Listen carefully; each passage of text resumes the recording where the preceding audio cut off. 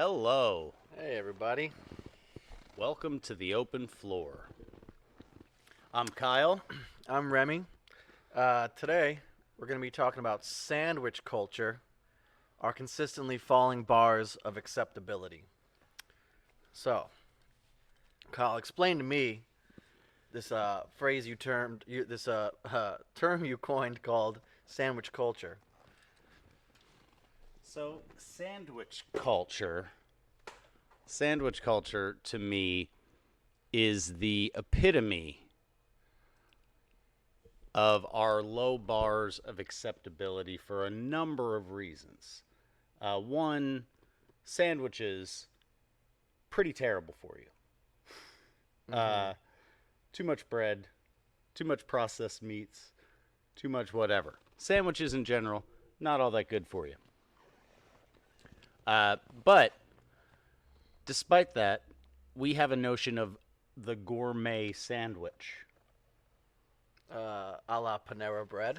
a la any number of places that wants to sell you something you shouldn't eat between two pieces of bread. Uh, we have the idea of the gourmet sandwich, and not only do we have the idea of the gourmet sandwich, but we have the idea that the specialty sandwich doesn't even necessarily have to involve a cooked product. Like for a sandwich to be $9 stinking, you don't even have to get like a hot hunk of meat in it. You know? So just like a cheese sandwich, Like maybe a little bit of avocado. a cheese sandwich with a little bit of avocado can be $11 in the right place. And we not only will accept those sorts of things as normal, but we'll rant and rave about said sandwiches and sandwich establishments. Like, you gotta try this sandwich. You gotta try this pile of other people's work that someone else stacked together for you. You gotta try it. Your life won't be the same without this pile of other people's work stacked together for you by someone else. But you can make them watch it right in front of you. You can watch them make it Yeah, if right, you're lucky. right in front of you. You know? You can see it happen live. And so, sandwich culture to me exemplifies how little we're willing to accept as a society anymore. Out of our relationships, out of our entertainment, out of our government, out of our sustenance, out of what we do with our free time, all of it. Sandwich culture to me exemplifies it. And one of the things that I think I love about the notion of sandwich culture the most is that our personal bars of acceptability are so low in the realm of identity that we're so attached to ideas of ourselves now rather than the output of our labor as a human being, that there's going to be people mad like, I like sandwiches. Yeah, sandwich fans. Right. Yeah. But I'm not. Sandwiches are delicious. Who doesn't love a fucking sandwich? But you can't even separate yourself from the idea anymore. I like sandwiches. That's one of the ideas that I love about this idea so much, is that right away it kind of proves its own point. Because people's first rebuttal is always when I bring this up, I like sandwiches. Who gives a shit? Everybody likes sandwiches. That's Yeah. part of why they're everywhere. But part of that is because we like garbage now. In our day-to-day lives, we accept less and less and less as suitable. So, just a basic overall thread throughout our society of prepackaged materials being marketed as luxury, Yeah. even when they're just basic shitty quality in general. You could make Yeah. something much nicer for yourself that costs less and takes around the same amount of time. Yeah. Yeah. But that's everything. Mm-hmm. That's not just food. It's just about everything. It's every terrible piece of furniture you buy at Walmart or Target. You know, uh, it's every it's every piece of electronic merchandise you buy that has a manual board inside it. Like you can way cheaper and way easier do it yourself and make solder connections with better solder and everything else and make Mm. sure it lasts, you know. Mm-hmm. And that used to just be a thing that you would learn how to do because it was part of the idea of how a person was supposed to live. It was to save as much as possible and be as frugal as possible. And even when the reigns of consumerism first really started to drive this country in the 50s, people still saved and fixed things themselves, and they Mm-hmm. demanded a quality of merchandise to purchase it. They didn't buy junk. Yeah.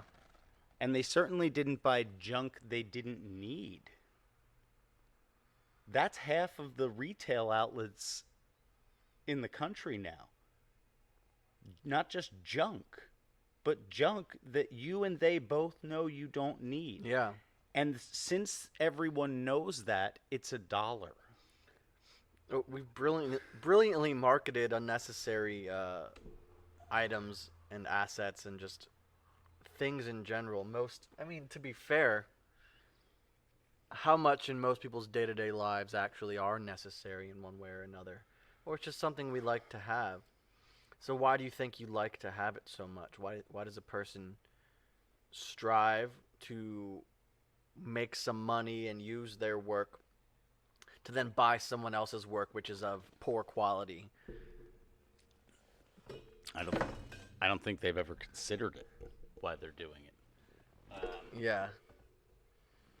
At this point, if you're under 40 or so, it's just been the way of the world since you've been here. Mm-hmm. So I don't think most people would even question why they do that. You know, why do people willingly, and this is a great one too, our education system, why do people willingly go to and follow through with product design school when they're being taught how to build things that'll break within 3 years? Well, I mean, there's a new millions. Well, I always thought one thing that was insane is how many new vehicles we make every single year. That nobody can possibly buy all of them, and most of the ones that are still on the road are perfectly fine, but they end up in a junkyard Mm-hmm. and get crushed or reclaimed for their materials if you're lucky, or they just like get dumped into a hole. Right. Squished into the smallest box you can possibly fit them in and dump them into a hole and just kind of forget about it Yeah. for a few years. But we keep making them. Well, yeah. I mean, it's the ever churning, ever churning machine of prosperity. What would happen if we slowed down a little bit? What could you imagine? Could you imagine? Right. Right. No, that's one of the things. And okay, so we accept that as a practice out of our businesses, and we still Mm-hmm. do business with said businesses, right? Mm-hmm. So we lowered our bars of acceptability as to what we'll tolerate from a corporation and what we'll participate in as a consumer. But at the same time, we raised our bar of acceptability in the superficial value of the car. Yeah, the ethos of the car, of the style. If you're talking about clothing, it doesn't Mm-hmm. even have to be a brand. You're sticking to this style that is putting you believe is setting you apart from a crowd, but really you're just aiding in your own destruction. By getting the fancy yoga pants. Yeah, you're maybe doing a nice healthy thing for yourself by participating in yoga, but you didn't need to buy the $50 yoga mat. You'd be perfectly happy with maybe a straw mat you found at a thrift store, You'd have something been like that, okay with a beach towel you already owned, or a beach towel. Yeah. you know. But even beyond that, like the idea of like that's where the places that we have raised our bar of acceptability culturally are entirely aesthetic. Mm-hmm.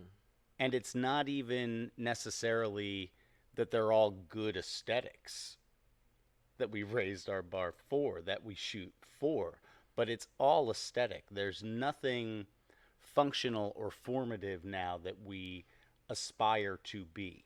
I believe. Well, the only function I think that people will uh, do still value is speed.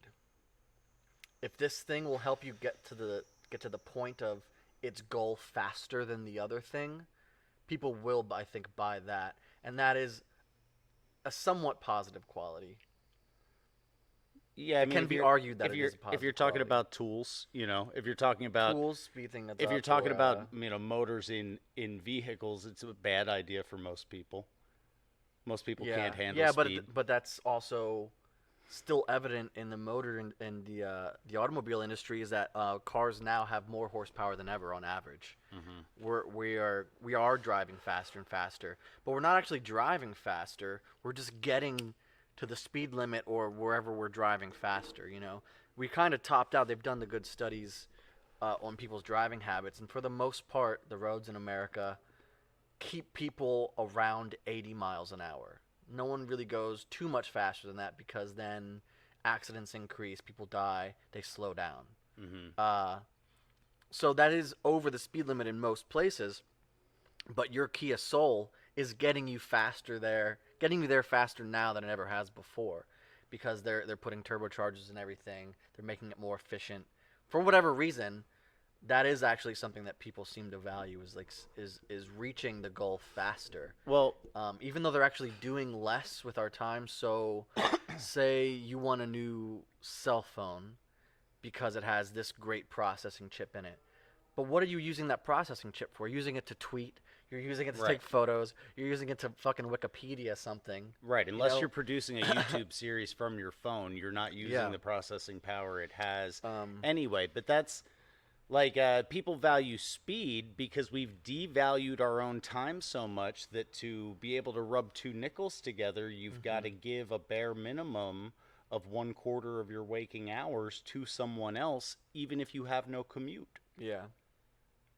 You know, uh, so we value speed because we have less and less Mhm. time, and we want Mhm. to cram things in because that's one place where we've raised our bar is Mhm. the amount of thank you the amount of content that we need to consume.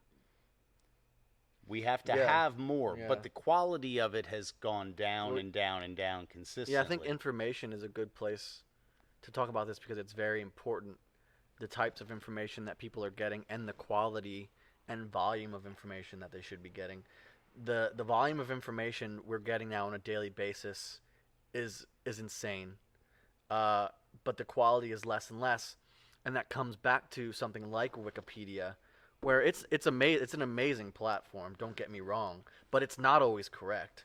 A lot of the times Wikipedia is incorrect, Yeah, provably so. very much Um, so. but it is the quick thing. So if you go, someone says, yeah, like what's the facts on this thing, and you say, okay, I'll Google it, which is also another garbage platform to find information.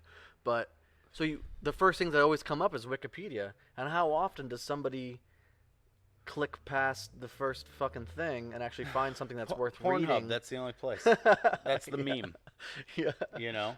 yeah, That's the meme. How indecisive are you? Page 151. yeah, Uh, yeah. that's where people click past the first You option. know what? This is a non sequitur, but Oh, I had this. Oh, okay, before you go head ahead. off Yeah, Wikipedia, I was going to talk about porn. there is an alternative. Oh, we'll talk about porn because that's certainly part of our lowered bar of acceptability. Okay. Uh, but if you're looking for an alternative to Wikipedia, try Infogalactic. Infogalactic, which was one of Vox Day's Yeah, but projects. Google doesn't show me that on the first page, so I don't Yeah, know. but you can just type in Infogalactic Uh, and search the yeah, topic in Infogalactic if you would be want to use yeah, Wikipedia. yeah. I mean, there are all these things in our lives that we should be doing as well. Like, I'm big on privacy from corporations and government.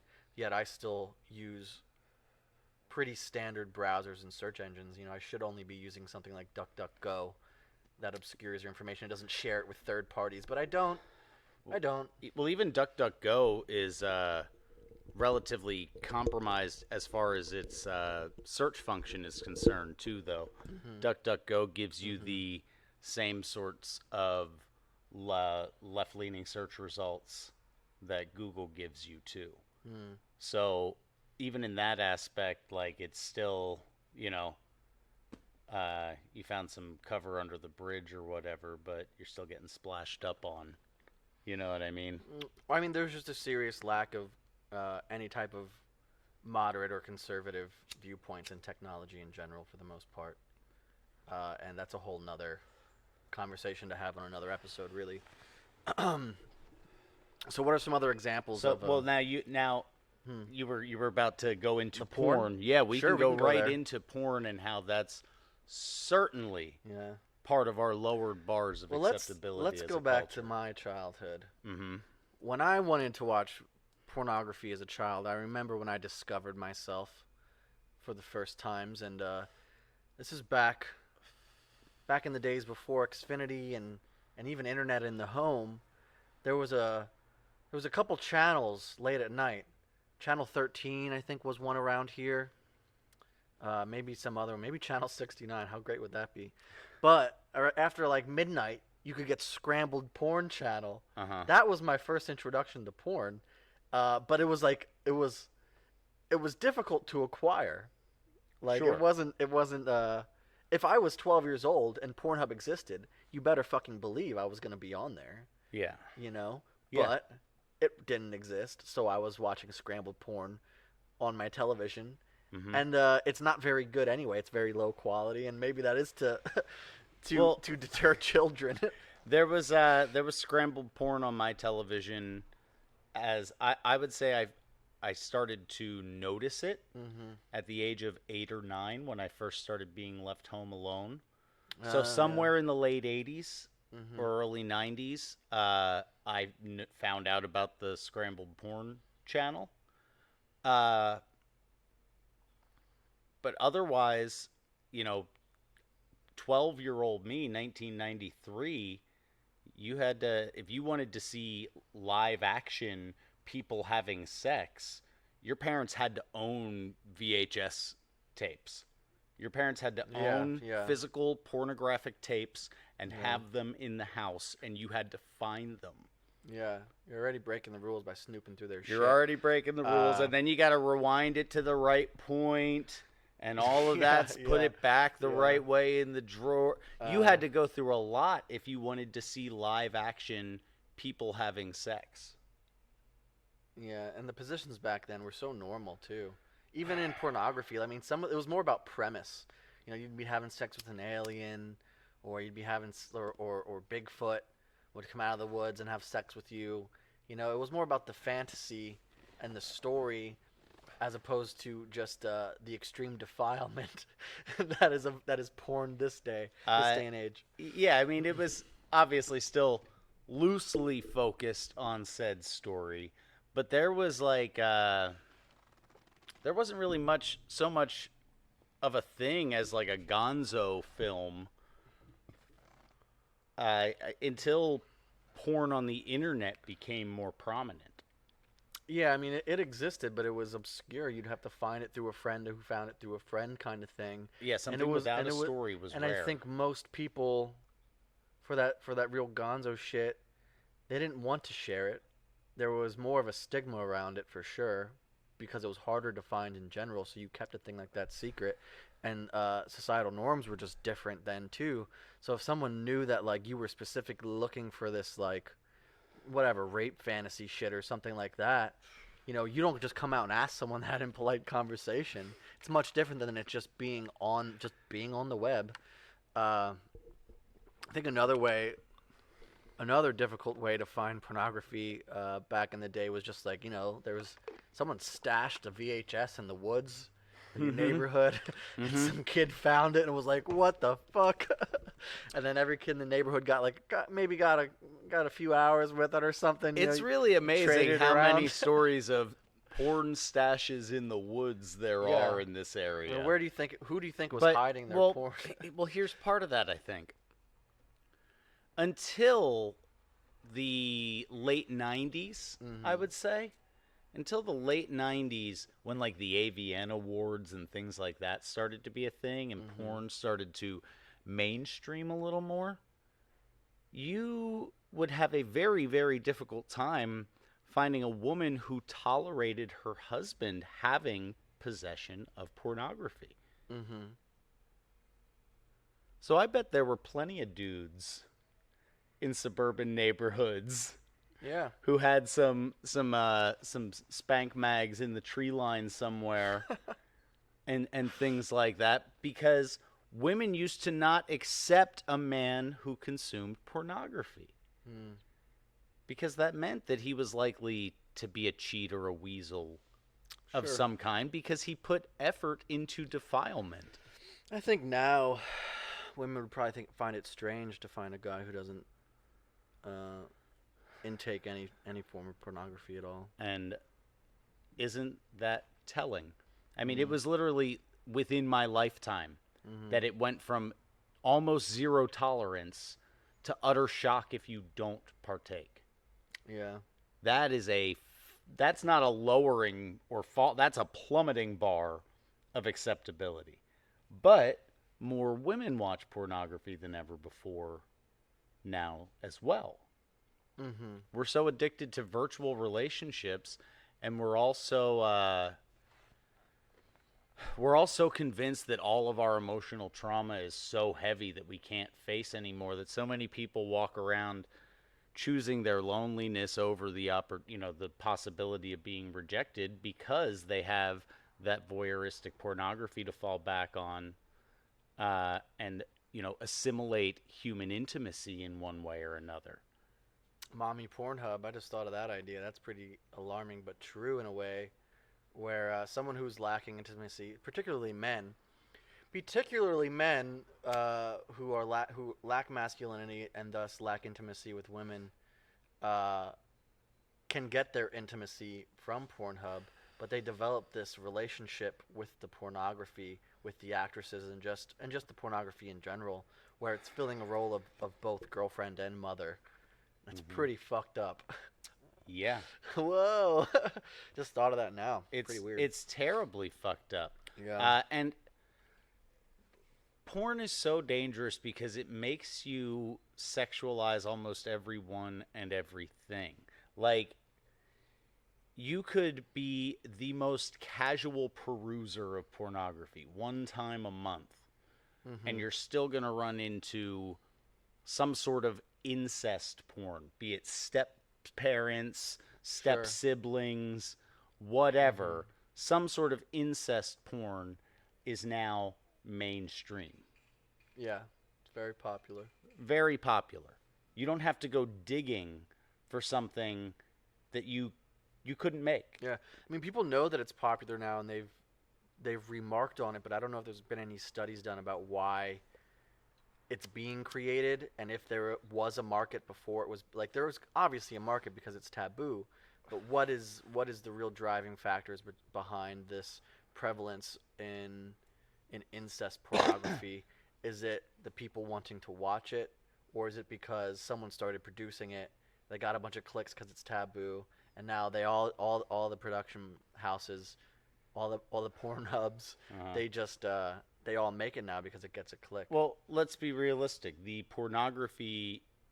Uh, the pornography industry thrives on the dissolution of family. Mm-hmm. Okay, so and there's already so many other agendas at play toward the dissolution of family. When a family falls apart, it's a nightmare for everybody, and it's very rare that people get to pick back up and try again. Well, how could you blow that up any quicker than making the kids of that relationship that managed to pick itself back up and find a new thing? How quickly could you blow it up when you can convince them that it'll be like naughty and fun to fuck each other?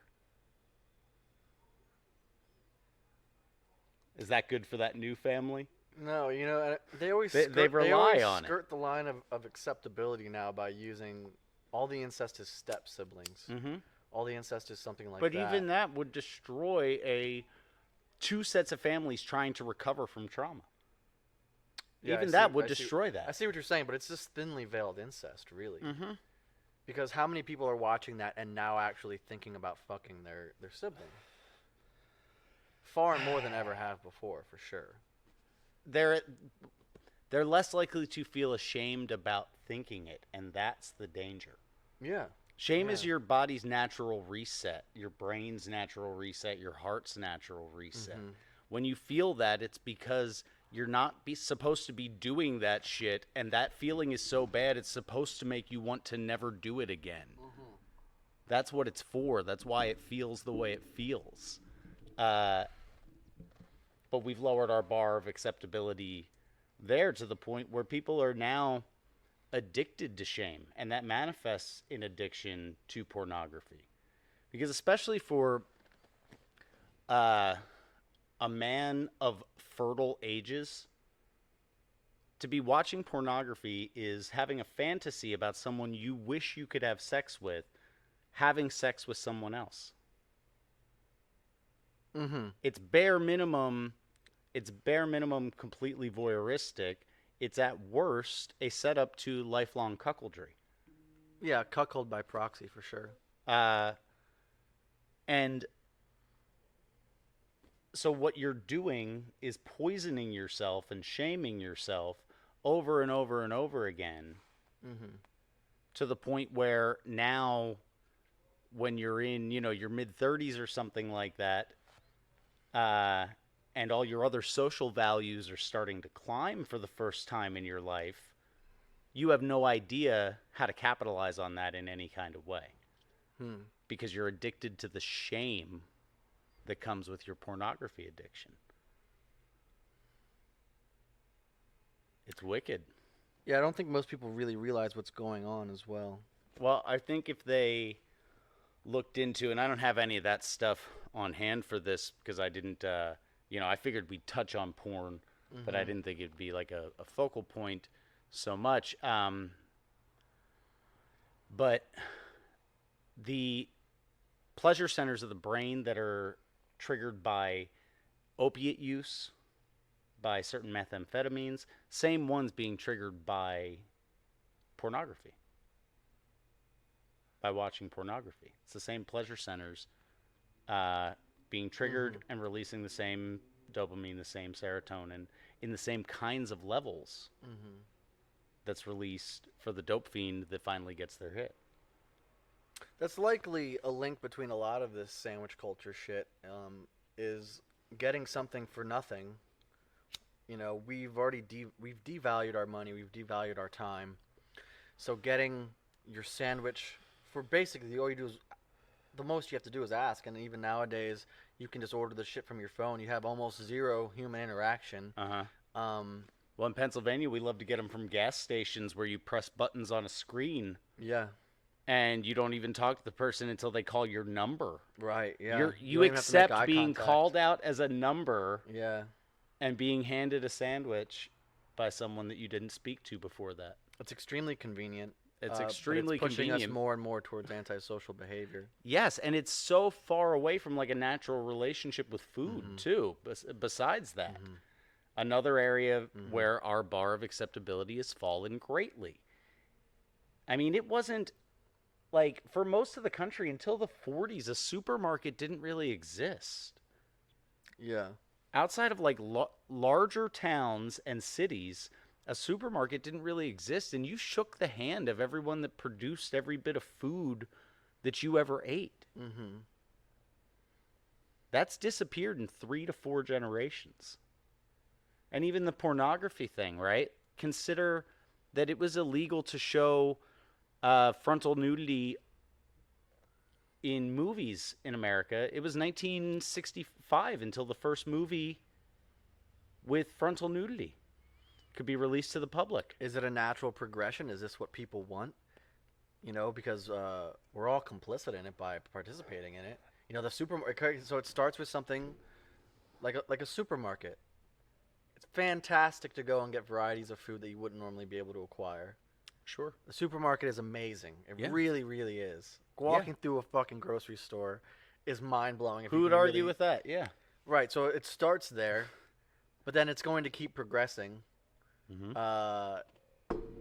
And is it something that is just with the human struggle that's happened for so long, basically up until like as far as we know from written history, we haven't had access to this quick kind of pleasure than we've ever had before.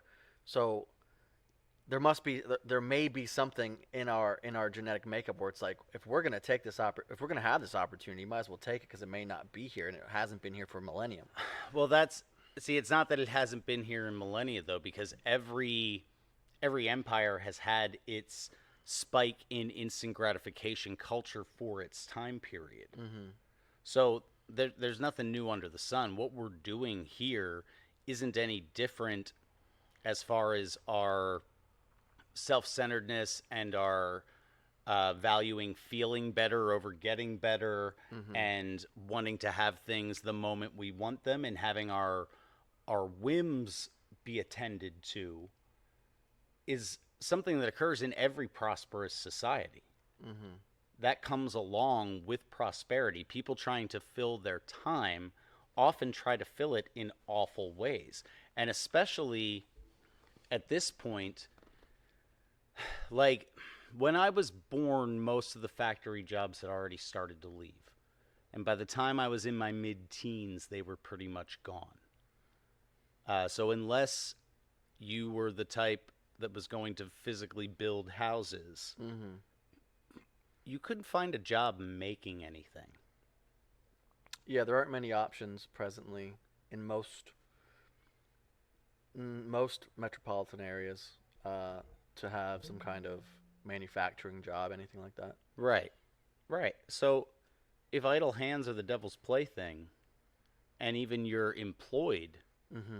aren't really doing anything with their hands, Do you think you can keep talking for a minute? I have to pee already. sure, I want to grab my cigarettes. sure.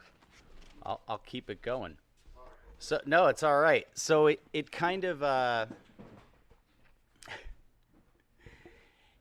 it's not a new phenomenon for societies that become prosperous to fall into various forms of degradation. We just have, I think, more at hand available to us in an instant than anyone ever before has. Our technology has driven instant gratification as a way of life into the sphere of normality. Something you literally couldn't accomplish in most of the world 55 years ago is now a normality. And along with that comes a trove of problems in interpersonal relationships. When everybody is accustomed to getting what they want when they want it, the way we deal with each other becomes far more frictional than it ever needed to be, or that it at least ever had been for us. Did you catch any of that? No, I couldn't hear you with my piss. That's You want to reiterate it? that's classy. Well, what I was couldn't saying, Speaking over my piss stream, I got strong stream. what I was saying is that like our instant gratification culture, what separates it from the ones of prosperous societies in the past, is that we have the technological means to fulfill those whims instantly in most cases. Yeah, it's progressed to a pretty insane point. And as a result of that, one of the effects on our interpersonal relationships is that there's far more friction than there ever had been before, because we're accustomed to having our needs or wants met within an instant with the press of a button. Mm-hmm. And a person is rarely going to provide you that.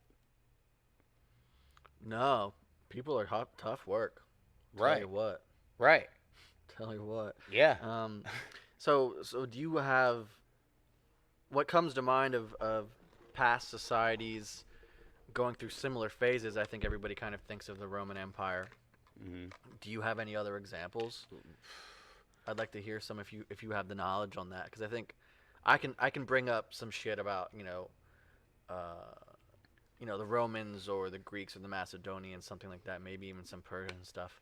But if there's more, I'd like to hear them because I find that interesting. Well, I mean, every culture's excesses is kind of when it reaches its period of excess, it's kind of based in their values, right? Like the Aztec culture's excesses manifested in human sacrifice Mm-hmm. because they culturally valued violence and self-defense. Yeah. You know, Yeah. so it's like we've been culturally valuing consumption, looks, and not making any waves. You know, that's what we've been Hmm. consistently valuing as a culture. You say not making any waves. Can you explain what you mean? Not challenging the status quo. We value Hmm. that. We value people that don't rock the boat. Yeah, but I could argue that nowadays there's the boat rockers have grown to prominence at this point where like if you don't have some sort of radical, we put air quotes around that, radical views, you're seen as a big fibber, a big liar, you have to have some view, otherwise you can't be part of the cool club anymore. Sure, but even the cool club, the idea of the cool club is still always like a smaller amount of people. You know, if you took the average person 35 to 60, the majority of like the American earners and workforce, uh, they don't want to talk about how much stuff Jews own. They don't want to Mm-mm. rock that boat. Mm-mm. You know, they don't want to talk about all the things attached to all this stuff going on with Jeffrey Epstein right now. They don't even want to hear about Jeffrey Epstein, the one thing the news is telling you about.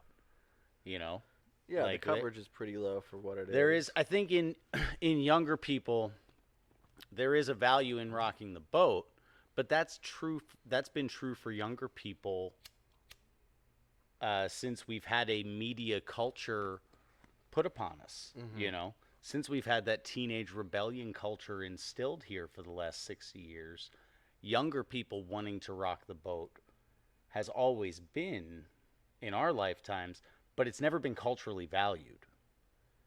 You know, the few people that get rewarded for rocking the boat are usually pre-approved rock stars, musicians, Yeah. comedians, things like that. So are you saying that this is American value or Western value, modern Western value to not rock the boat? Yeah. So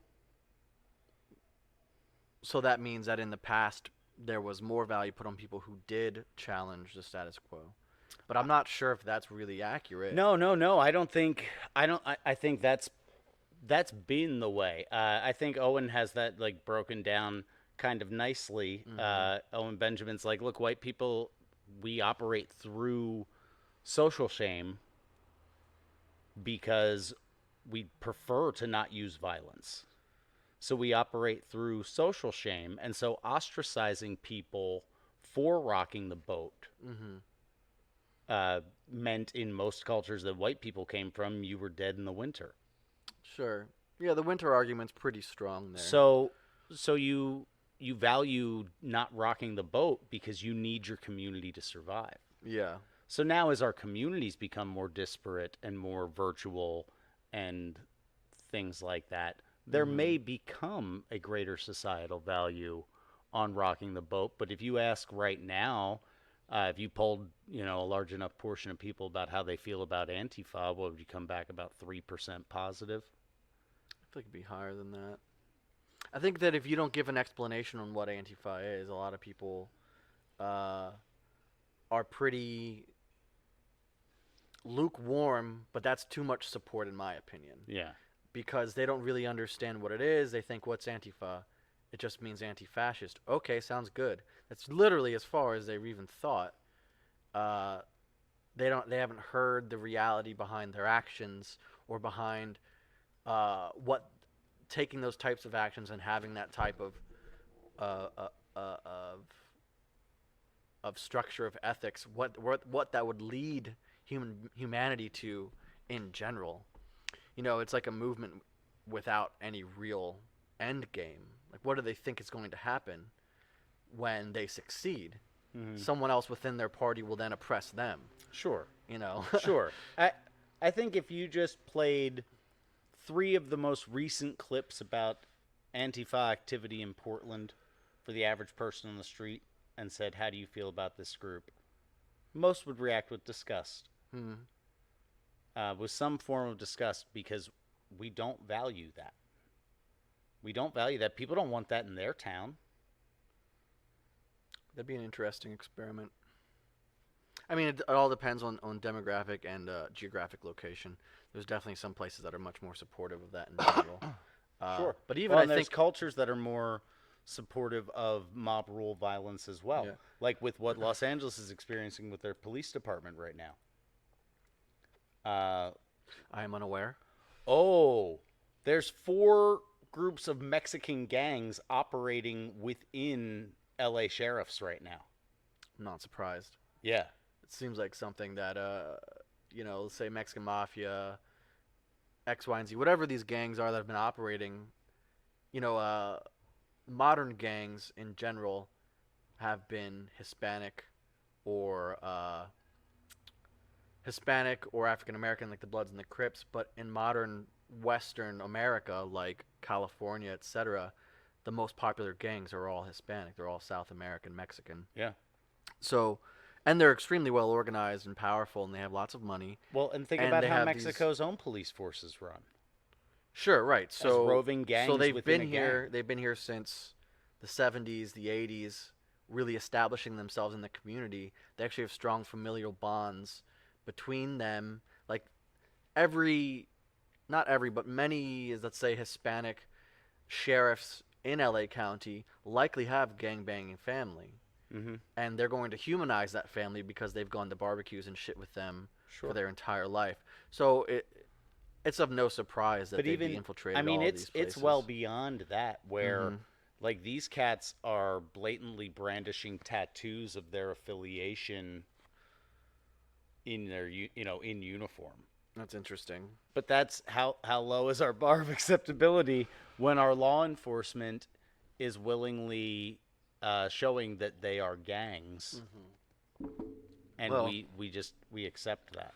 I mean, popular youth culture of the day today is basically saying that the police is a gang anyway, and that that any kind of any sort of Caucasian person with like anything culturally relevant to them tattooed on their body is immediately called out as a racist. That's evidence of their white power racism.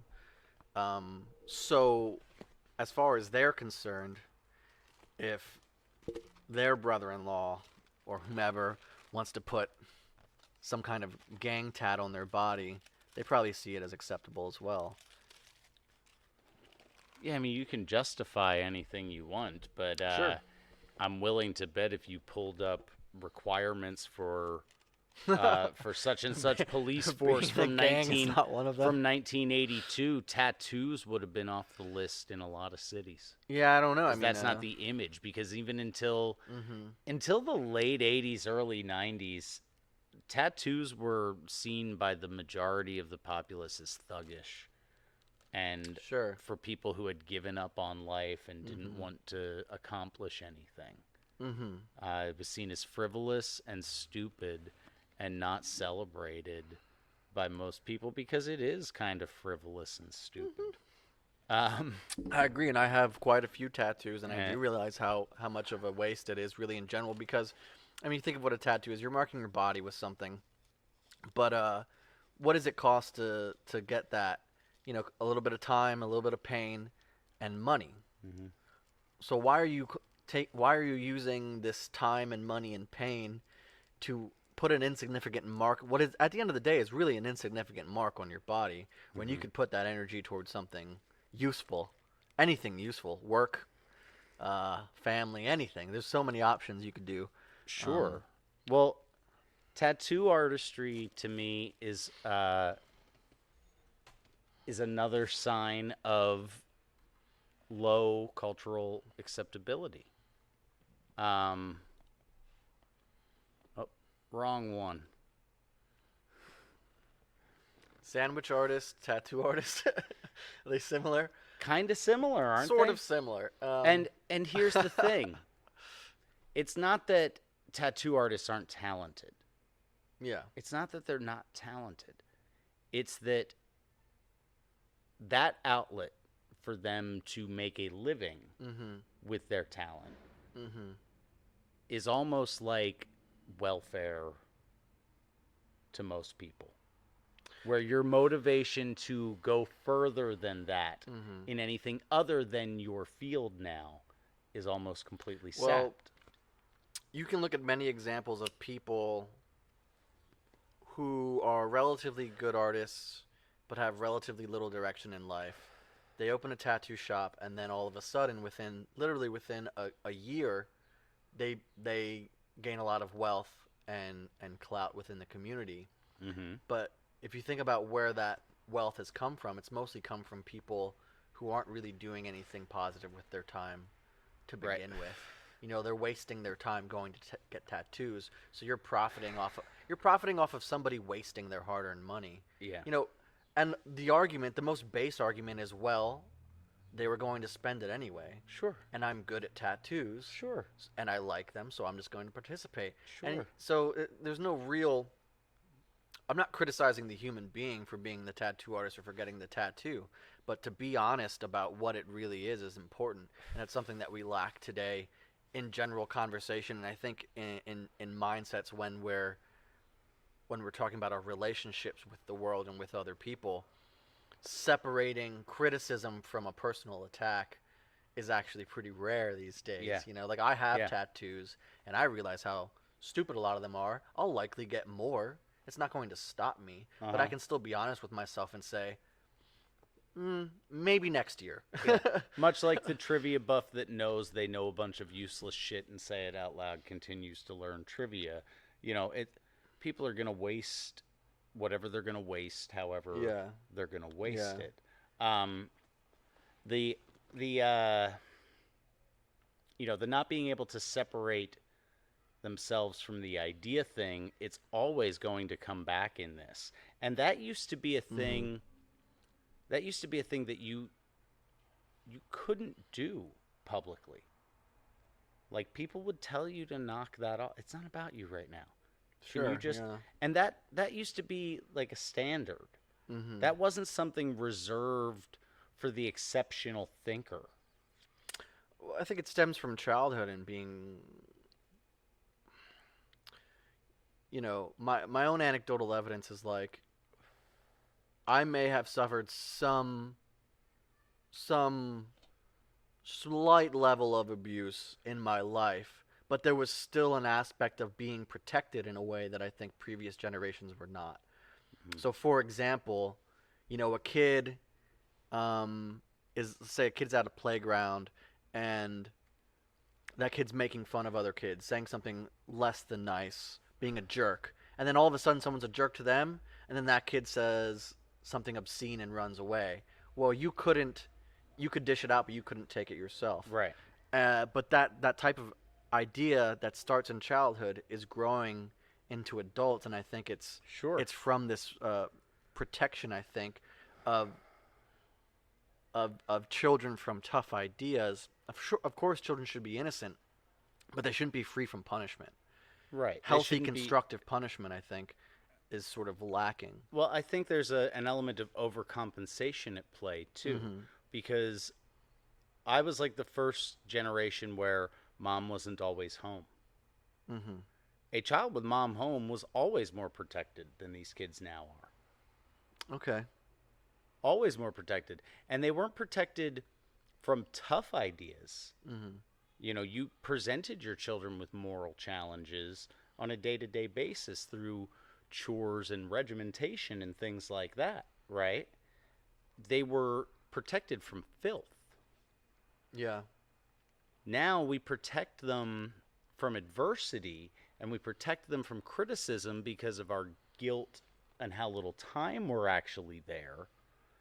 We try to overcompensate in the time that we do have, but we can't protect them from filth because we're not there. So I think we're actually less protected and just overprotected in key areas that make people that can't separate themselves from ideas. And I don't think it's anybody's fault. Like, I look at this, like, this is hard. Trying to scrape a living together in this country today is hard. It's been hard my whole life. And this is what we've come up with on how to do it. You know? But it's happening. This is the result. So we've got to figure something else out. Yeah. Yeah, I think that if you can identify these problems that are coming, it is our responsibility to attempt to at least change ourselves. I saw a woman yesterday at one of those touchscreen gas stations with all the food, and she had like a carrying case, like a carrier full of specialty drinks, whatever they were, like iced coffees and things like that. And then she had 4 children with her, and every one of her 4 children was also carrying like a 44-ounce slushy, and they were ranging in age from, I'd say, like 9 to 4, 10 to 4, 4 of them, and all the kids were overweight and obese. And I don't blame the woman or whatever, but that's something that you have to separate blame from people and realize that, like, that's how she's getting by with these 4 kids. Yeah. Because they're going to fucking scream Right. in the gas station if they don't have a slushie. Well, and it's also, potential overcompensation as well. Like, Sure. Because I'm not here and physically and emotionally available at all times, I'm not going to deny you other things that make you feel better. But that's part of valuing feeling better over getting better. Yeah. People that value feeling better over getting better often end up being drug addicts and alcoholics. We call that a disease. Sounds like most of my friends, myself included, How many, our generation is dealing with an extreme rise in addiction. And it is about feeling better as opposed to getting better. Getting better takes time. It takes a lot of fucking work. And it means feeling miserable for a good long while. Yeah. And letting yourself so that you know what the fuck you've been up to. Yeah, it doesn't feel good to It doesn't feel good to get better. To stop your bad habits. Not at first, no. It takes time. It takes a while, especially for every few years of you with this bad behavior, you need at least probably a quarter of that time of good behavior to even get back to a baseline normal. And this goes with not just drugs and alcohol, but all of this sandwich culture shit. Fast food. Me and my fucking cigarettes. Yeah, absolutely. Pornography. All of it. Yeah. All of it. If you've been watching porn steadily for 15 years, you have to not watch porn for at least 10 years or so before your dick's going to work right again. That's a scary thought. Yeah. And how sick is some hope. How sick is the notion of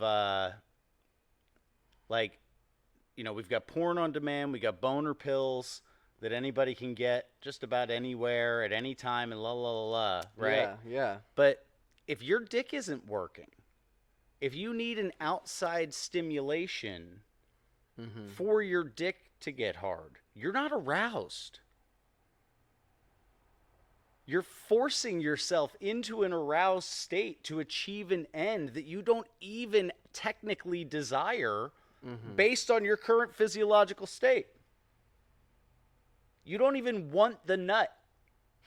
And you'll take a pill and watch the porn so you can have the nut. But if you wanted the nut, you'd just have a boner telling you wanted the nut. That's how low our bar is with ourselves. We don't even ask ourselves, why do I want to take a fucking pill so I can watch people I'm not fucking fuck so I can have a nut that I obviously don't even want because I don't have a fucking boner? Well, you've devalued the nut as well. I think, like, for a man, your nut should probably be Yeah. one of the pinnacles of life. Like it should be the most physically satisfying. Okay, maybe not the most physically satisfying thing, but an extremely physically satisfying thing because it marks an accomplishment in your life where you have intercourse with another person out of love or something like that. Oh, this is what I forgot about porn. I had this thought about porn. Have you ever heard of a category of porn where the people tell each other they love each other? Is there any porn where they're going, "I love you, I love you, I love you"? I'm sure that I don't think so. I tried to find it when I had this thought. Yeah, I was looking for it because I thought I it haven't was done nearly the field research you have. field research. Yeah, sure, whatever. Call me. Fucking degenerate. So No, I think it's an interesting. share with me the lucres. It's much different than say, oh, like, can I find that porn of some chick getting like a fucking bare foot on the back of her neck while she's being plowed doggy style? No, like I wanna find some porn where people love each other. Mm-hmm. There is none. I Yeah. couldn't find it. There are even husband and wife. I wasn't teams jerking in off porn. while I was looking for it. I was, you know what I mean? Hey, man, I'm doing this for us. There are even husband and wife teams in porn that don't make porn where they do that. It's because people don't really want to see that, I think. Right. Because Exactly, that's 'cause even even the- more of a reminder of what they're actually missing. Exactly. Even the amateurs who are making it with their spouse or significant other, they're not saying "I love you" in those videos. No. They usually don't say much of anything, or they say "I love the way you're sucking my balls," but they're not telling the person that they love them and they cherish them. Sure. And I want to have a family with you, yada Sure. yada yada, I whatever hope this those makes things. a baby. Yeah, no. Yeah. I really hope. You know what I mean? Yeah. Yeah, because the but people porn- watching that would probably be turned off, as you should. Porn of people that like actually love each other and are doing the right thing would be boring to people who were like seeking porn. Because it's like 8 minutes of spooning and you're both fucking asleep, and because there's like kids to take care of in the morning and shit. Like it would just to someone who's requiring outside stimulation to achieve an end that they don't actually technically desire, that probably wouldn't do it. Well. There's rarely sexy things about the sex of a loving relationship. Mm-hmm. Or at least what people that think fucking people choking and if that Chill noise out, gave dude. you I'm a gonna get a boner boner right right now, now. you're beyond reproach. Yeah. Whoa. There's You nothing. better chill out. There's nothing anyone can do for you. No, there's you're always screwed. hope. There's always hope, dude. Good luck. Yeah, well, you have a fucking good luck. much more critical sense of people. Well, I have a much more I th- realistic sense of what people choose to do. Mm-hmm. And most people, when given the opportunity, will choose to do something over and Look. over again till they die if it feels good enough. You're right, but for every person who feels their pants stiffen by hearing some woman gag out of context, there's another person who gets, a rush of blood through their body when they think about a needle or heroin, but they haven't done it, and they're better people now. Sure. Better people now. Yes, Sure. you'll never be the same, But but we there's talk still about hope. that person with the needle in their arm as being a piece of shit. Culturally, we shame that person into wanting to behave better. We shun the junkie. We don't shun the porn addict. We accept the porn addict and tell people not to kink shame. We exalt the porn addict by making them a protected class. I can remember one of the first times I heard like the phrase porn addict, and it was like back in the late 90s, early 2000s. MTV had those, what's it called, like My Life? True Life. True Life, and there was a True Life addicted to porn kid, and the kid was like jerking off like 5 times a day or something like that, and somehow got, I mean, they must have paid him some money or something to be on this MTV thing, or maybe he thought it would get him laid. But that was the first time where I really heard of a porn addiction, and that was back when the internet was not what it is today. But today, how likely is it for MTV to give you a documentary looking into the life of this porn addiction? Because it was sad. The framework of it was sad. Sure. They didn't really interview him too much from my recollection. But my takeaway from it was that it was pretty sad. But if MTV now puts on a documentary about people addicted to porn, I don't think they Shut would. out half their audience. Yeah, I don't think they'd want to do it. If they even have, I mean, I don't know who the fuck watches MTV We're not allowed to shame anymore. people anymore. No, you're not allowed to. No, you're allowed to shame them for certain things. You're allowed to shame them for the approved things, but this Sure, yeah. porn addiction is no longer one of the approved things. How much further do we need to fall? A life invested in filth is not something we shame people for anymore. Yeah. You have a mental and emotional and physical reliance upon smut, and everybody's supposed to be okay with that. But most people are okay with it because most people are participating in it anyway. Yeah. And what it does is it creates a self-feedback loop. You don't ever need to get on the same page with another person if you can lower your bar of acceptability to the point where you're okay with making it happen yourself every time. Oh, I totally You don't agree. ever need to create a positive feedback loop with another human being. And you can walk around thinking there's something wrong with everybody else because you can get yourself off. Yeah. There must be something wrong with everybody else. Look how often I can get myself off. Yeah, I mean, why won't she fuck me? I fuck me. Yeah. I fuck me all the time. Yeah, I why do a won't great you job fuck of me? it. What's wrong with you? Yeah, exactly. Yeah, I do a great job of it. Really. Exactly. Yeah. I've never agreed though that I enjoy a hand job. I don't mind a hand job. I think most women are garbage at it, but sure, it can be all right. Well, it can be all right from Quick and dirty. maybe. I don't know. I just think like some people are talented. Over I'd the still pants rather in a I'd Walgreens? still rather be jerked off than jerk myself off. Sure. Yeah. You know what I mean? What are you, made out of metal? There's a lot of crazy people out there that won't even accept. Nope. No, thank you, ma'am. I have my Jergens at home, and I don't need your what do they call them? Like, I I mean, if lost you the can't joke. massage the knots out of my back, like Yeah. it's probably gonna be a struggle for you to jerk me off. Yeah. You know. Nice strong grip. But you know, I paved roads and poured concrete with these hands. You know, snipped tin. You know. Jesus, dude. Yeah. Yeah, if you don't got a few calluses, I'm not even gonna. Yeah. Yeah. If your vagina doesn't have calluses. Well, I mean, I feel like the way that from what I've been, from what I know is out there, these sex toys and shit, the way that they've evolved, I wouldn't be surprised if people are giving themselves pussy calluses. Some of these sex toys are pretty fucking extreme. It's ridiculous. Yeah. I wonder if the we discussed the other day the South American in North American jail practice of showing white dudes how to put a domino in your dick. Yeah, why not talk about that? That's You think that makes interesting. pussy calluses? This is kind of off topic, but kind of off topic. But did any of you guys know about this? Yeah, there's a phenomena in United States prisons and jails where Hispanic men will use some sharpened instrument, like a safety toothbrush or something like that, or nail clippers. Thank you.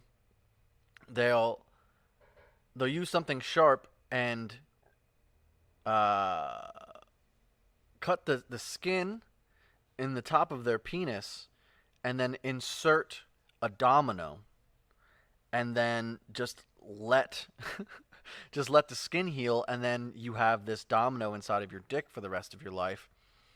And the idea is that it's somehow women love it. You know, some guys they'll shave the domino down into the shape of a heart or a diamond or something like that. The heart's pretty popular, and it's got to be pretty widespread because just about everyone I know who's been in jail for any extended period of time has heard of someone who's done it, or saw someone did it, or did it themselves. So those are the lengths of extremes we're going to modify ourselves to be sex machines. Jailhouse, domino penis, sex machines. So that's America in 2019. So in a place that's just dudes surrounded by dudes, right? Yeah, a filthy, Still filthy. Jails are filthy. so sexually charged that we're talking about how to fuck better. The only filthier place in the world is an elementary school or a hospital. Third is jail. Yeah. Filthy. Yeah. Full of disease. Yeah. And Yes. people are making incisions in their bodies Yes. to insert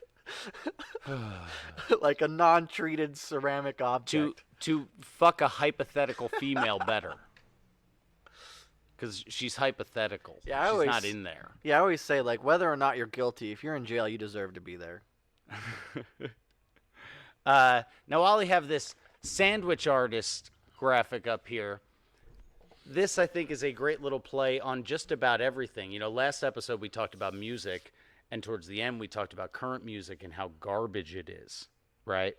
Yeah, there's And definitely most progression people, towards most more people similar that shit. discuss movies on YouTube talk about how garbage everything is now, and most Yeah. people that discuss new books talk about how garbage everything is. And a very interesting notion that I heard Owen Benjamin bring up the other day was that this is the century of stagnation. Right? Well, the point I wanted to make is that these new movies that are coming out aren't fucking new movies. Right. That's part of the century of It's stagnation. all a rehash. It's all a fucking sequel. None of it is original. And you can use the argument that nothing's new under the sun, but you can fucking think of any kind of twist in the story and actually make something that's original at least. You know, every story throughout mankind has some sort of root in history. So we change them a little bit and they become original. But now we're taking the same characters, the same storyline, and just rehashing them either live action or creating a sequel in a different situation and locality. It's fucking garbage. Yeah, or a prequel or whatever.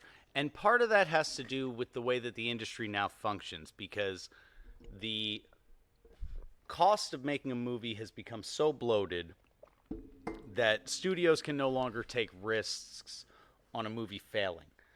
Yeah. So they have to make something that they feel like they can know is going to make money now because of how expensive everything is. So with movies, there's at least solid financial explanation for why it's just consistent regurgitation. You know? Well, when do you think the last time is that the average American saw a movie that didn't have a multi-million-dollar budget? You know, they won't even watch this shit anymore. No, because even, like, people think they don't have TV if they have Netflix, and even those movies are being made for, you know, They're $60 awful. million, $80 million. Well, they're giving out at least bare minimum like $500,000 to do fucking comedy specials on Netflix. Yeah. And they pick garbage comedians as well. Like, I mean, some of the more popular ones are good, but it's like the same fucking crew that you have to, you know, to get your comedy special on Netflix, you still have to play ball. Yeah. You know, they're not really independent comedians. No. You know, and there's no independent filmmakers. Right. Like to get your movie into any kind of chain theater where most people are going to go, you have to be tied in. You have to get optioned by some big production company. You have to be part of the studio and then machine in one way or you're another. usually giving up your rights to the film. They pay you off, you know, a few $1,000s, and then you have no creative property on it. You might have your name in the credits if you're lucky. Yeah. And but that's any independent film houses. that's Almost none. Our even those of us that make things, that want to make new things, that want to put new things out into the world, are willing to accept not doing it to accept a paycheck. Just to be able to accept a paycheck. It's not like new things can't be made. In just our band, we've written 19 songs that didn't exist in the past 20 months. Yeah. You know, 19 new pieces of expression into the world. You can do it. Anybody can do it. But one of our lowered bars of acceptability is our own personal curiosity. We lowered how much we value finding new things. We don't value new experiences anymore because new experiences don't instantly gratify you. There's a chance that you might not enjoy it. And we were so overcompensated in the protection from negative feelings in childhood and could consistently avoid them at the touch of a button if we maintained a bare minimum income for most of our adulthood that we don't want to try to find something new. We might not like it. Then what do?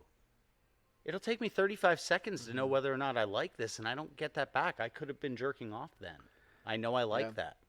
I think it's difficult to find something new in general as well. Everything is being curated by some money.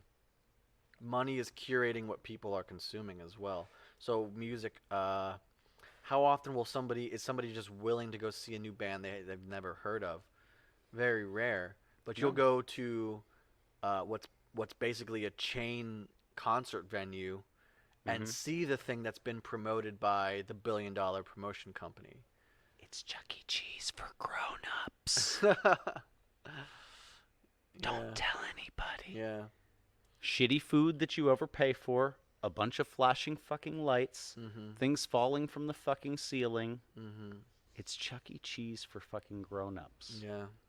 And instead of throwing some skee ball to win a prize, you pay $25 for a shitty T-shirt to show other people that you were dumb enough to spend $100 to go to adult Chuck E. Cheese and buy a shitty T-shirt. Yeah.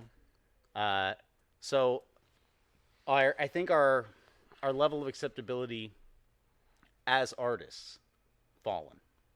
Well, because it's so much more difficult to make a living because there's so many more people with the tools to create and the access to do so that it is harder to make a living, that we're more likely to sell out now than we've ever been before. But part of that is because the consumer has been consistently willing to only consume what they're already comfortable with for the last 15 solid years.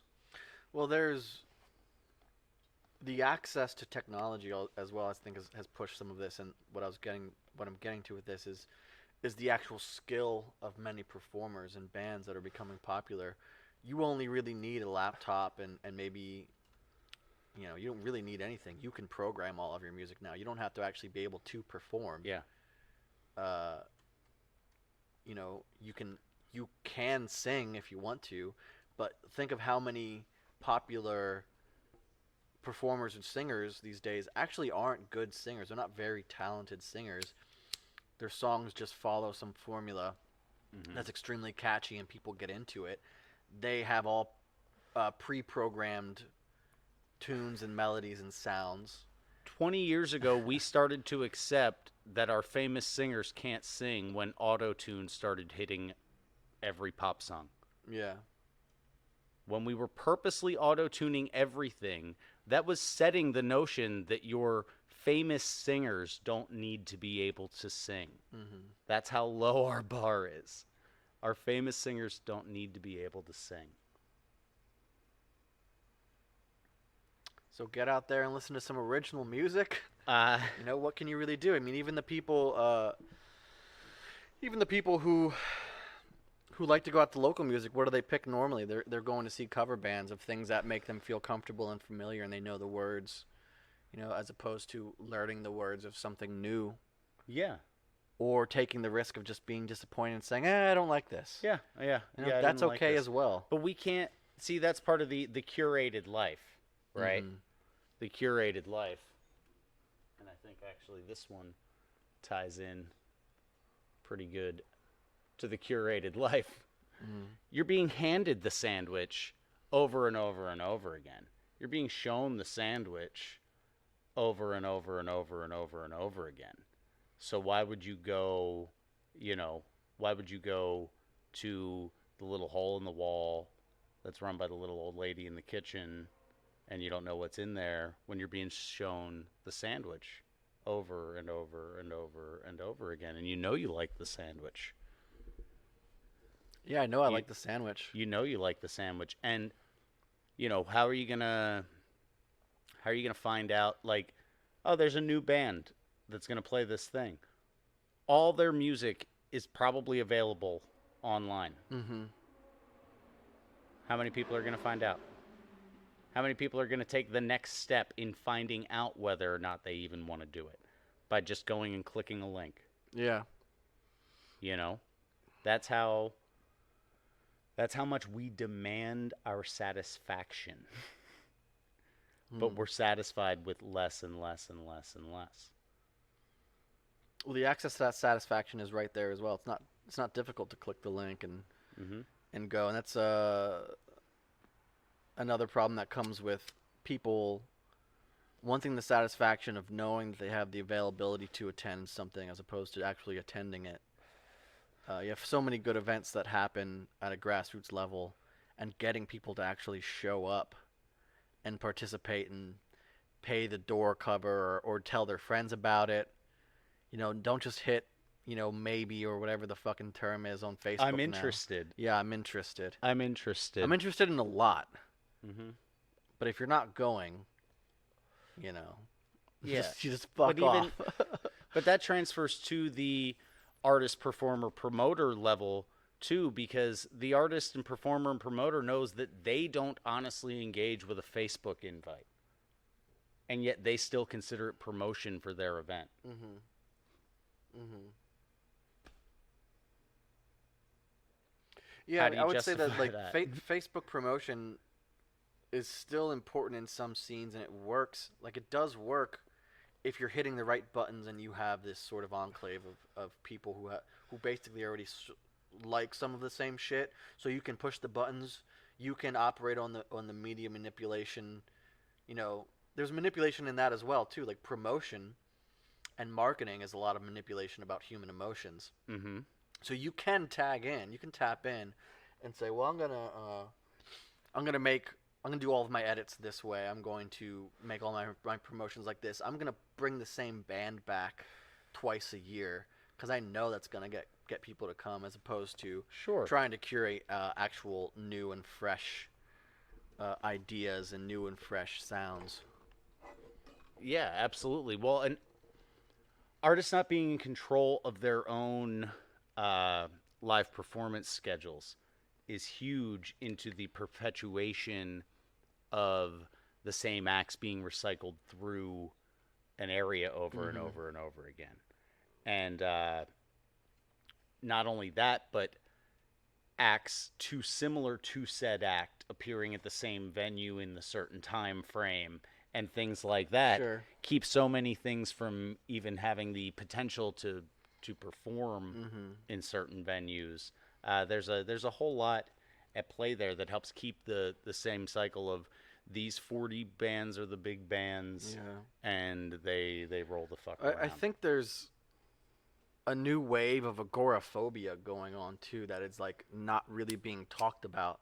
How much people like to stay home these days. How you like to order your food off of uh, Diner Dash or whatever the fuck they're called.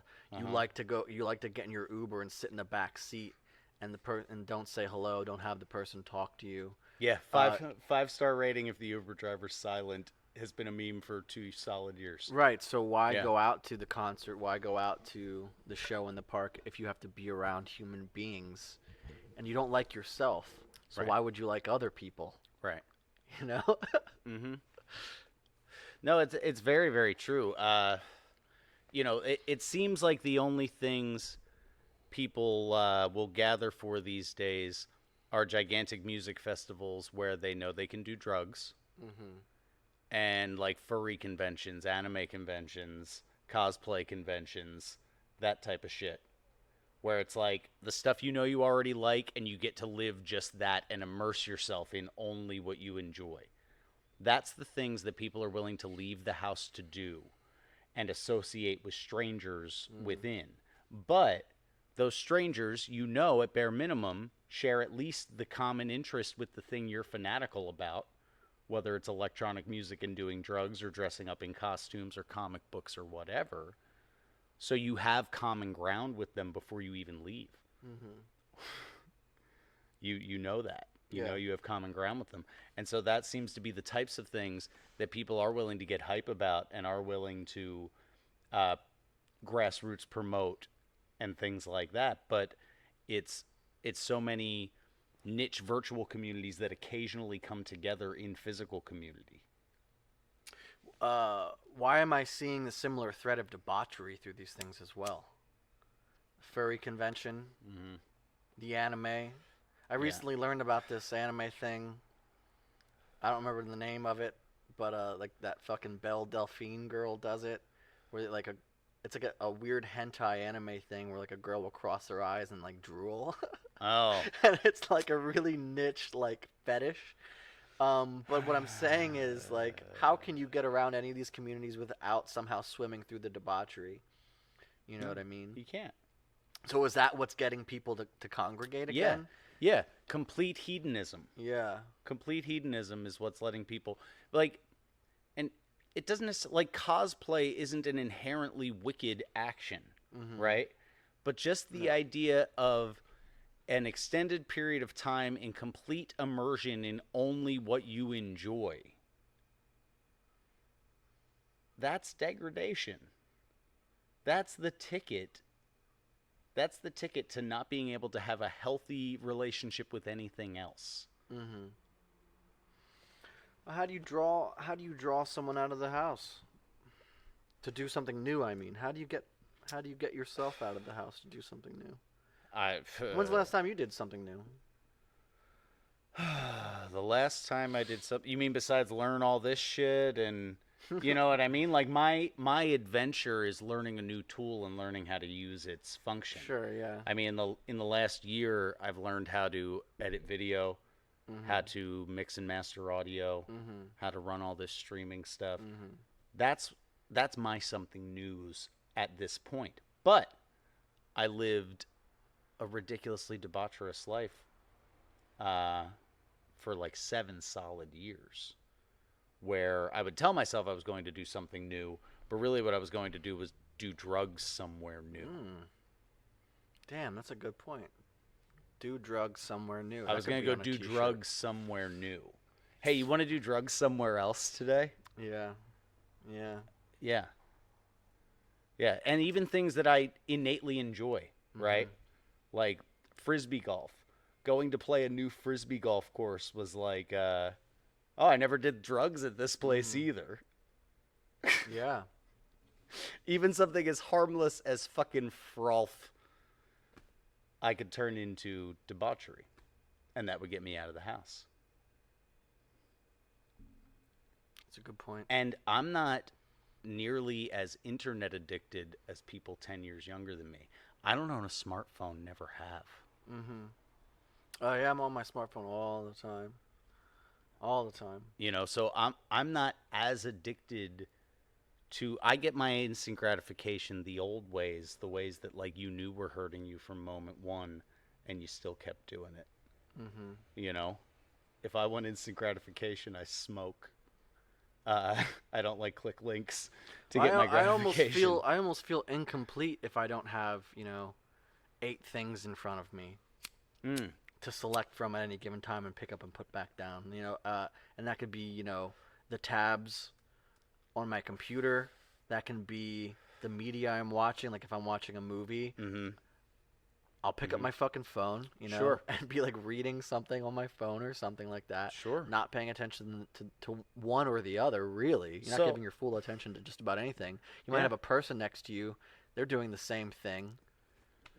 Yep. Pick up, put back down, Yep. eat your sandwich, This is our shit your sandwich out, buy another sandwich. this is our standard interpersonal relationship these days. Yeah.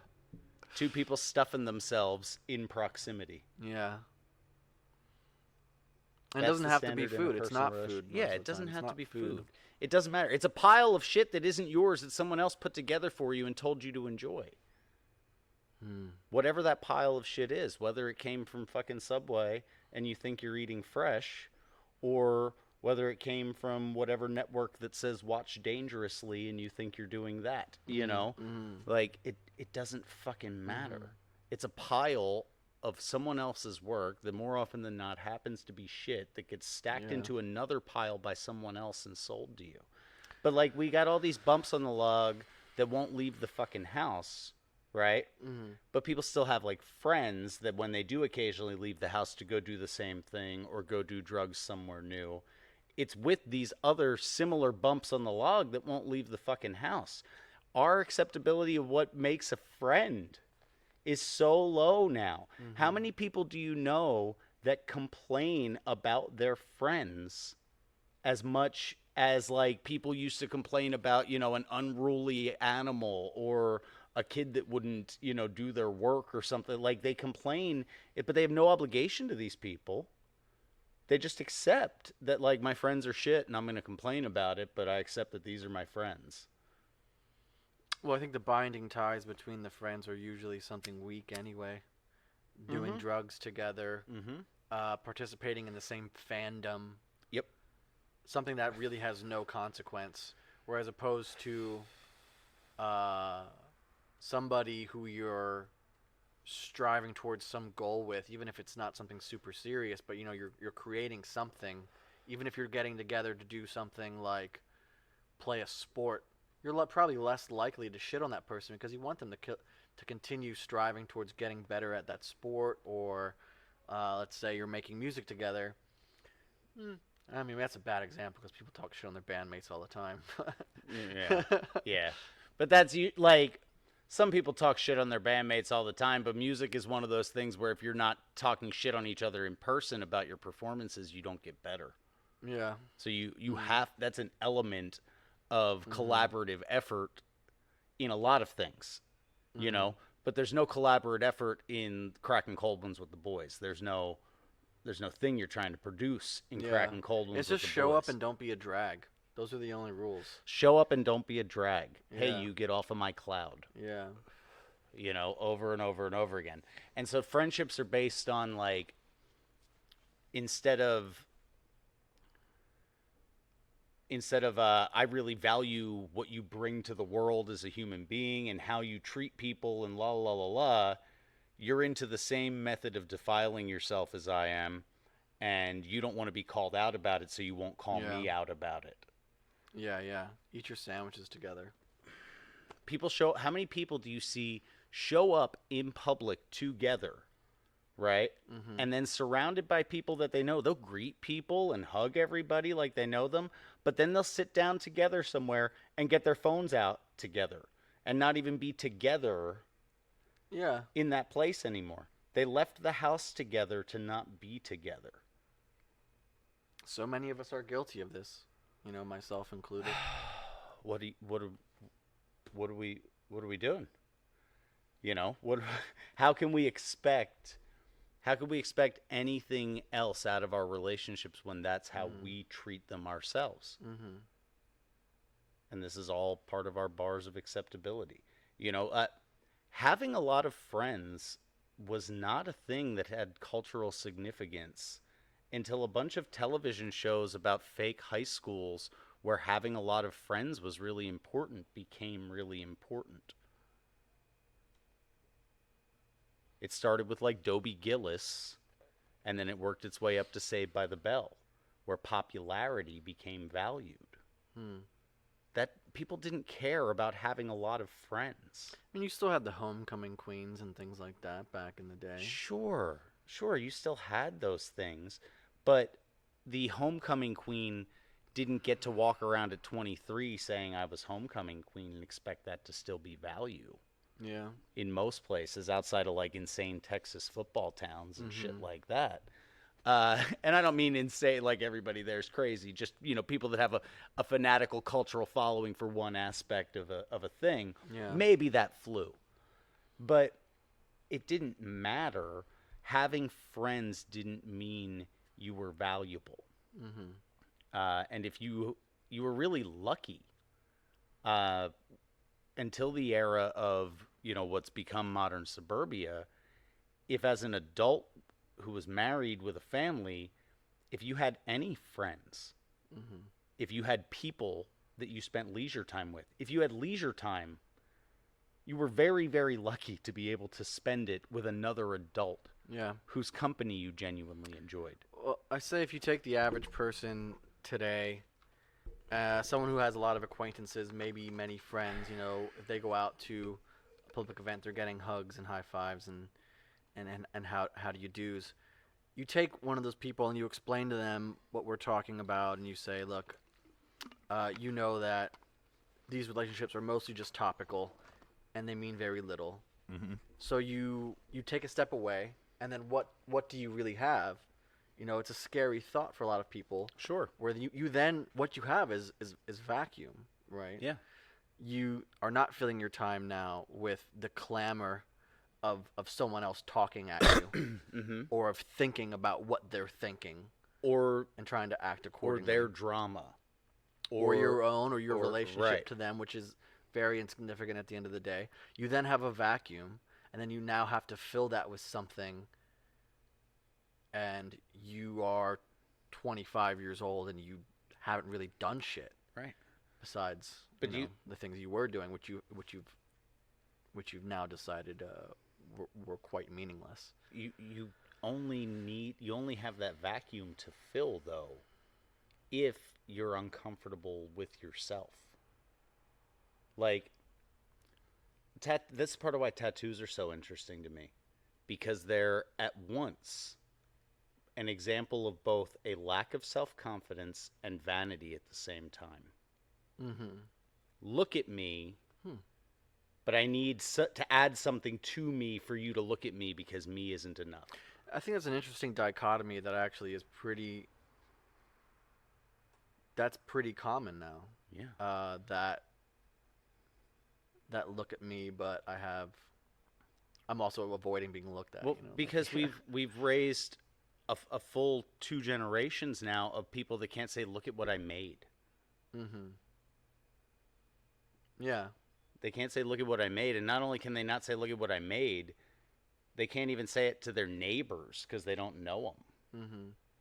So even if they made something, they can't even like to the guy, "Hey, Bill, look what I just made. You want me to help you make one of these? You want me to teach you how to do this?" Yeah. What are they supposed to do? So they're supposed to say, "Look at me," and what do they consume all day? Media, which is just people looking at other people. Yeah. So they want it. They want it. They covet that attention. But they know that their own merit isn't enough to garner it. So they have to play squeaky wheel so they can get some grease. Mm-hmm. But vanity is, like, more often than you'd think, really a sign of insecurity. It's got to be. Well, even vanity. Because how else could it become so prevalent in your own notion of who you are, of your identity? So some people's definition of cool though is a not caring lack of vanity. You know what I mean? Sure. And then that can be interpreted as vanity in itself. Oh, you're so cool, you don't care what other people think. Right. You lack vanity so much that now I'm going to put this vanity on your persona. Sure. By being cool, you know? It's Yeah. a strange interpretation of this. Yeah. But You know, that which what way that does the rule person go? what that person who's already living in a way where they don't care what other people think about them have going for them, that the vain person who has to, constant makeup or hair color or tattoos or whatever doesn't, is self-confidence. So you can't like trick that person into accepting that as easily. Yeah.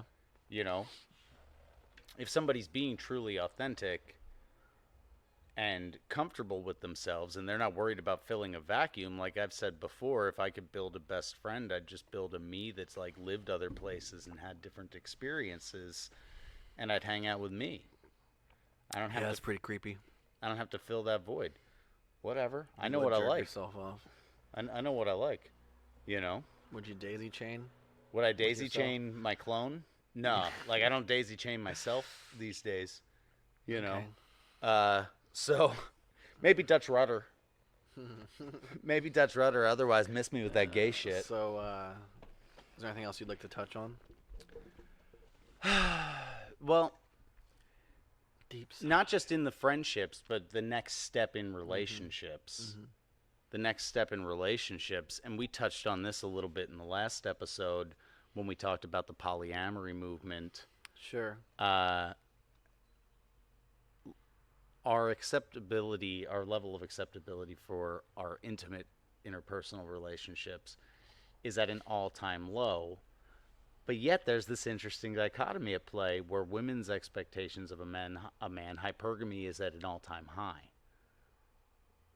Mm-hmm. You know, but because we value aesthetic, the thing that's being valued is good-looking men who can provide a lifestyle, Yeah. you know? Uh, so most people who have spent a whole lot of time in in earning wealth these days have spent very little time building relationships with other people. It's just the nature of earning wealth in this country. You have to be grinding constantly. And you have to like be grinding from multiple directions and have multiple streams of income to provide a Yeah.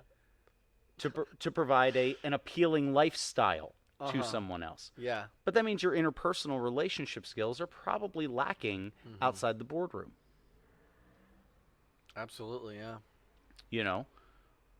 So we'll aim that as the standard, knowing to some degree full well that that person isn't all the way intellectually or emotionally available as a partner. And that we won't Yeah. accept anything less from anybody. And now even the guy in the tier below that and the tier below that who's like a kind of good-looking guy who has a steady job, right? Even just to have that going, he's still burning his candle at both ends. And so is she, right? So he's scum. Why is he burning? That has a good Just job. like, yeah, whose good job that pays them like reasonably well that you can at least provide, if not an attractive life, a comfortable life for someone else, doesn't take up a bare minimum 50 hours of their week. Mm-hmm. You know, this guy's okay for not being to be able to be intellectually and emotionally present. But this guy who's having to work just as hard to provide less, he's scum for doing it or whatever, you know? And then there's so many circumstances where, and I think men especially, some of y'all hang on to fucking hoes for way too long because you're afraid of being alone. Yeah, women do it too. Yeah, Women people do it that shit too. in general. Women do it too. But it's a lot easier for a woman to pick up another man. Yes. The thing, like, in my past relationships, like, a girl who I was interested in, but maybe I wasn't ready to date, would say, "Well, I just don't want to be single," or "I'm not ready," or whatever the case may be. But then 2 weeks later, they have a new partner. It's super easy to get one for a chick because most guys don't want to be alone. Most people don't want to be alone. So, but it's much easier for a girl to get a mate than it is for a guy to get a mate. So the guy who's like looking for the mate but can't find one, then has this chick that's like, "I don't want to be alone." They're gonna fucking snap her up. Where the guy who is uncomfortable being alone may be alone for the rest of his life, may never find someone who he can stick around, and then also the amount of sacrifice and patience that that person is going to have for shacking up with anyone who can provide them anything, you know, like even if you have two people doing relatively well, how much time do you really have for each other? Uh, unless you're extremely honest about your own faults and the other person's faults and how you can work to better them and then actually follow through with actions. Yeah. You know, like the free time when you're not working and you're not taking some leisure time, you need to be working on your relationship. You know, like the chances that two people just click is like fucking. How often have you clicked with anybody? You know what I mean? Yeah. Even your own family, even just your friends who Sure. who are platonic. Sure. It's so hard to click with someone and then find someone who's attracted to you enough to want to stick around romantically and then try to, you know, do right by them. Exhausting. Exhausting. That's but why we pull our think dicks. I think that a lot of if you put a lot of the relationships of those around us under the microscope, a lot of those relationships began less in the idea of the click and more in the idea of being attracted to the lack of loneliness by both parties. Because how do you have these like avalanche relationships that are terrible from moment one and snowball until somebody ends up in jail or, you know, has a PFA against them or blah, blah, blah, blah, blah? It wasn't the click. When you click with somebody, it doesn't automatically become this roller coaster of peaks and valleys of drama and fucking bliss and la la la la. Yeah. That's not clicking. That's you telling you that you picked not being lonely over anything else. Yeah. You've now just shut yourself off to potentially finding something you do click with, or working on yourself enough that it's easier to click with someone. Yeah. Uh, that's a, wow. You know, you chose that instead. And now what are you going to choose when this thing inevitably falls apart? What are you going to choose again? Here's an interesting thought about people turning themselves into sandwiches. Packaging yourself. Mm-hmm. It's a lot of what personality is interpreted as these days. It's Sure. like you're making a resume, you're making a profile about who you are. Yeah. But there's no depth there because Yeah. it's just a fucking two-dimensional sandwich. If you're not with a very brand. little nutrition. Yeah. Yeah. If you're not a brand, are you even a person? I need to relieve myself again. Okay.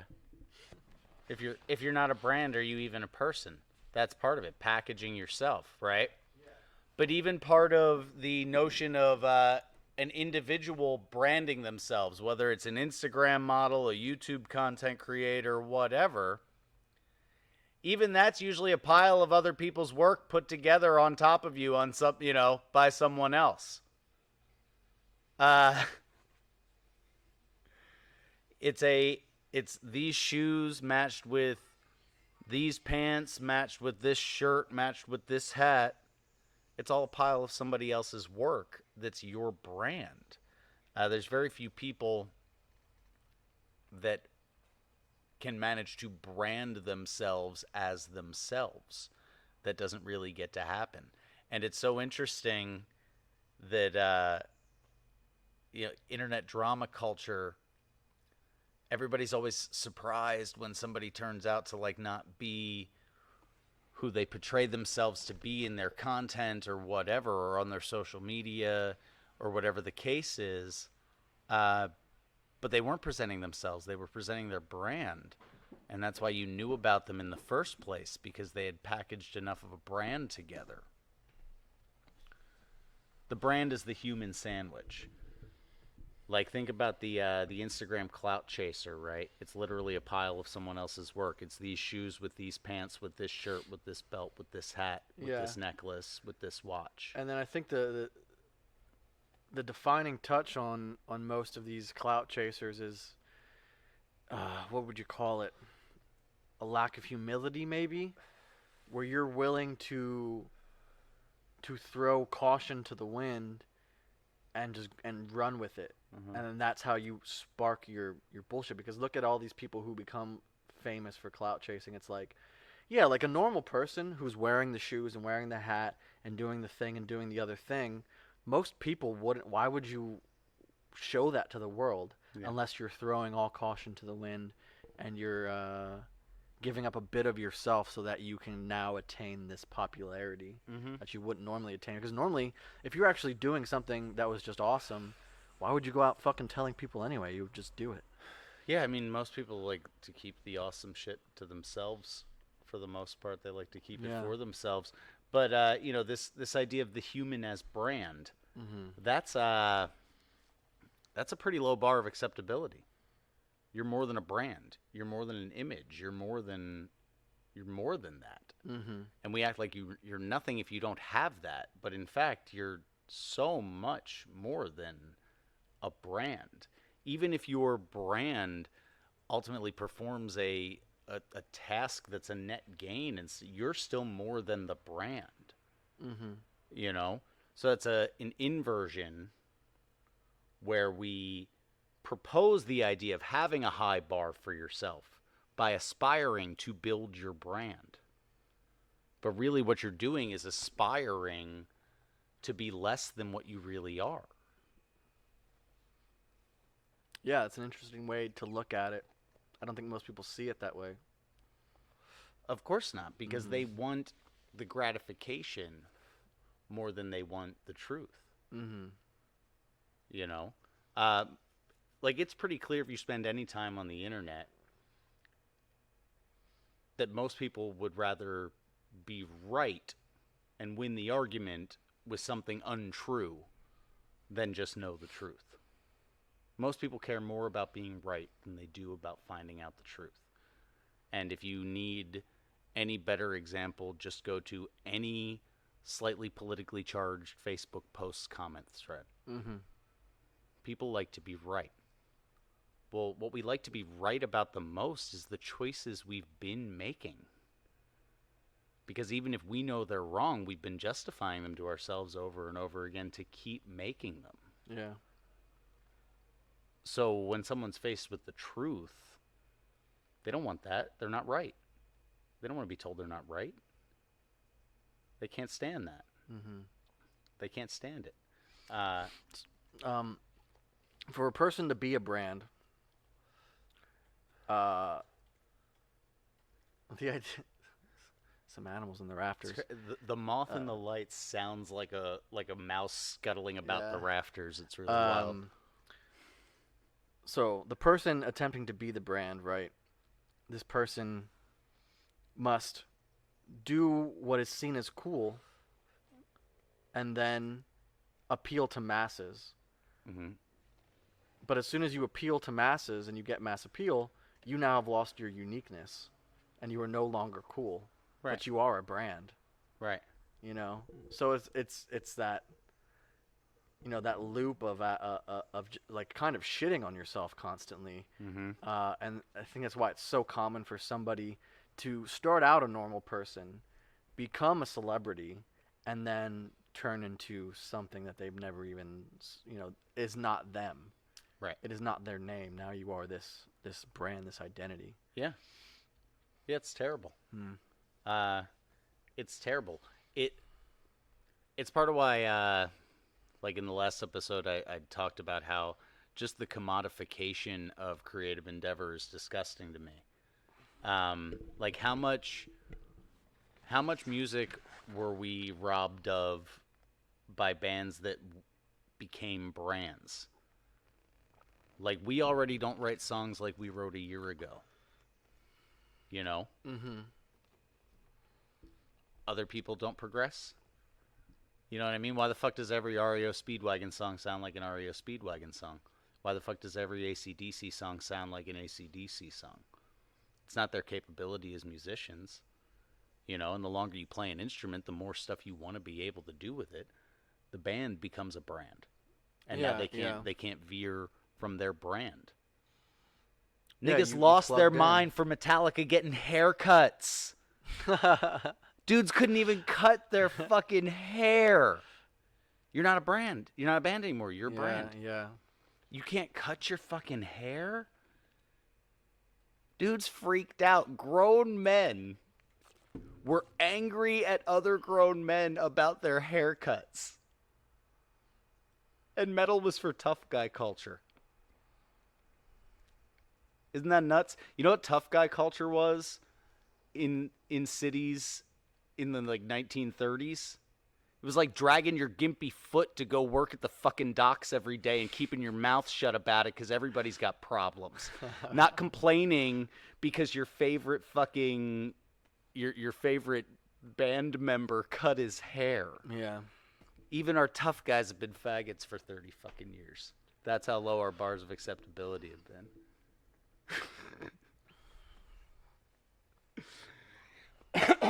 So make your own sandwich. I mean, yeah, probably or just don't make a. You don't eat so many carbs if you can manage. Don't eat so many carbs. And you know, if it's a sandwich, try to use as little other people's work in a pile to sustain yourself as possible. Yeah. You can grow lettuce just about anywhere. Tomatoes, you can't stop those suckers once they start.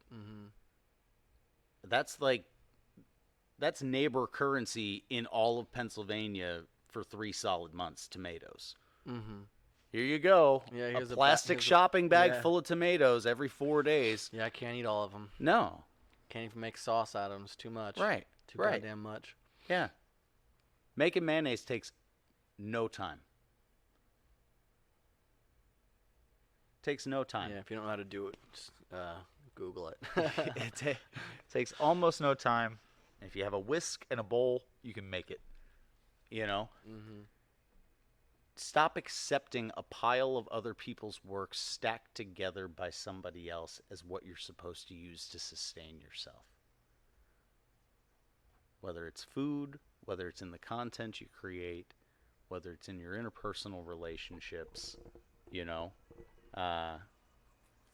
it's not good enough, and we're worth more than that. You're worth being more than a brand.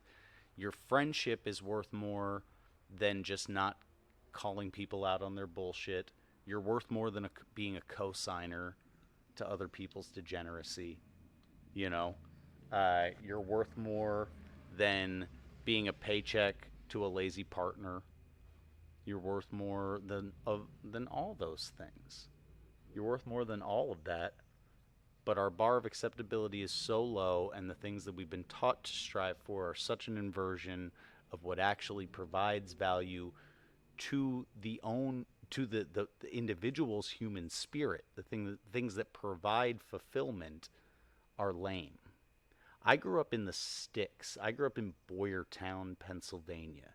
I grew up in the sticks, and there was still a large contingent of our like junior high and high school age kids that made fun of Votech kids for being hicks. Mm-hmm. Yeah. Kids who made things. For being hicks. Yeah.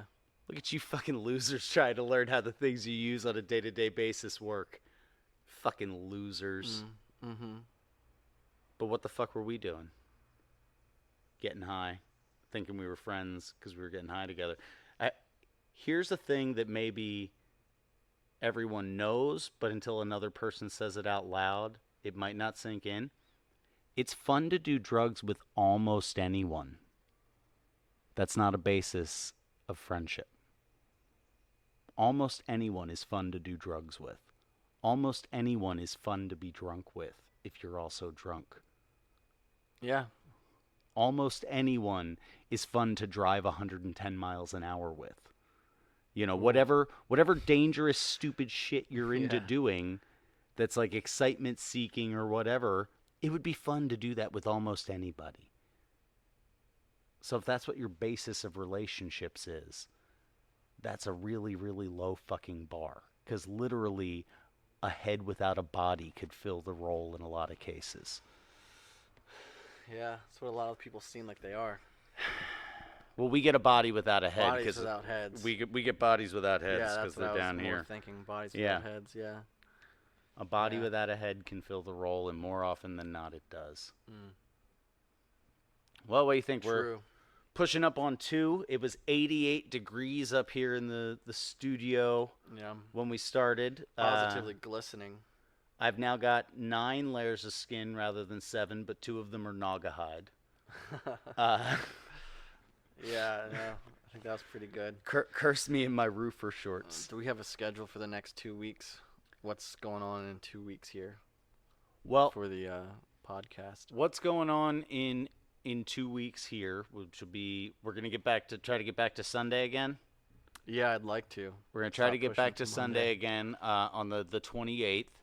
And tying in one of the things that I think is the most important part of this low bar of acceptability culture is the notion of the importance of feeling better over getting better. Mm-hmm.